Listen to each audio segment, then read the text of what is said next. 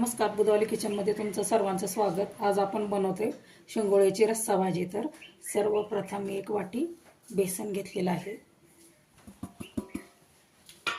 त्याच्यात आपण मिक्स करूया घरचं लाल तिखट, चवीनुसार मीठ, हळद आणि गरम मसाला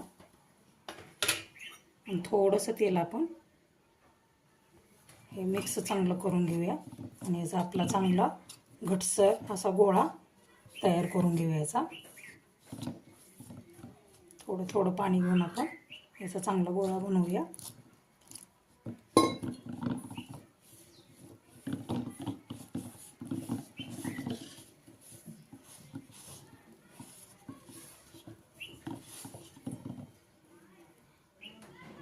बघू शकता आपल्या बेसनचा गोळा चांगला मळून झालेला आहे। तर याला मी 10 मिनिटांसाठी झाकून ठेवून देते। आपण मसाला भाजून घेऊया। कढई गरम झालेली आहे, मी तेल गरम करायला ठेवलेलं आहे। तर मी कांदा चिरून घेतलेला आहे, कांदा त्याच्यामध्ये चांगला भाजून घेते। कांदा भाजल्यानंतर टोमॅटो, सुकं खोबरं आणि जिरे हे सुद्धा मी चांगलं भाजून घेते।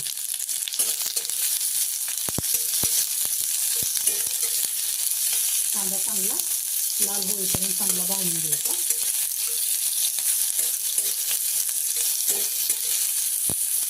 चांगला भाजला आपण त्याच्यामध्ये टोमॅटो चांगलं भाजून घेऊया।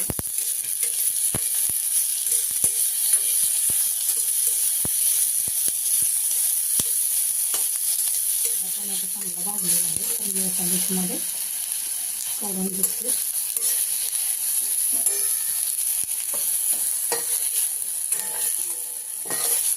त्याच कढईमध्ये मी सुकं खोबरं आणि जिरं भाजून घेऊया।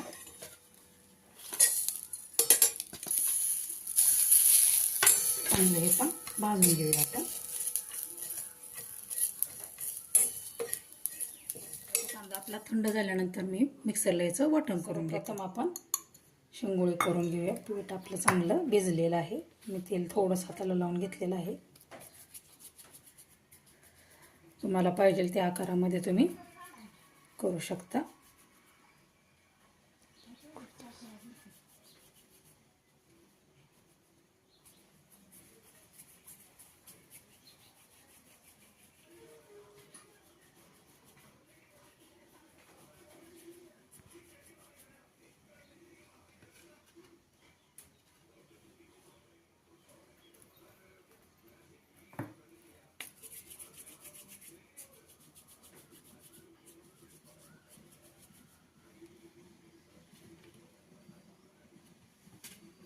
अशा प्रकारे मी सर्व शेंगोळे तयार करून घेते। दोन्ही ताटं शेंगोळी करून तयार झालेली आहेत। आपला मसाला करून तयार झालेला आहे, तर आपण फोडणीला देऊ। तेल गरम झालेलं आहे, तर मिक्सरला बारीक केलेला मसाला आपण त्याच्यामध्ये ॲड करूया आणि तेलामध्ये चांगला भाजून घेऊया।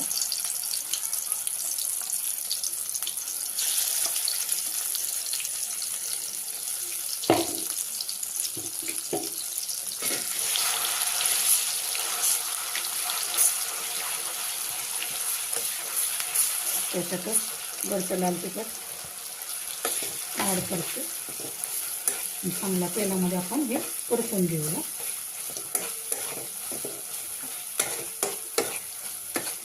मसाला चांगला आपला भाजला आहे, तर आपण पाणी ॲड करू।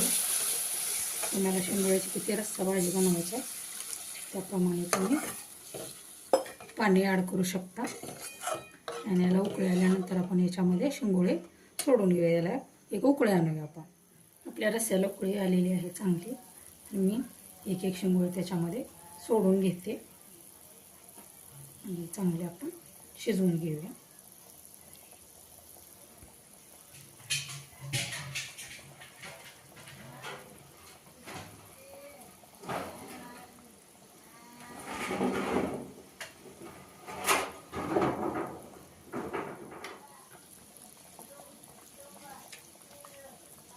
आणि याला चांगल्या प्रकारे आपण शिजवून घ्यायचं।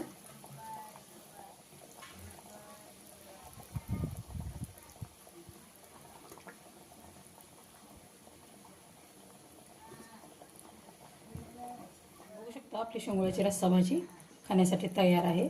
तर एका मी डिशमध्ये काढून घेते.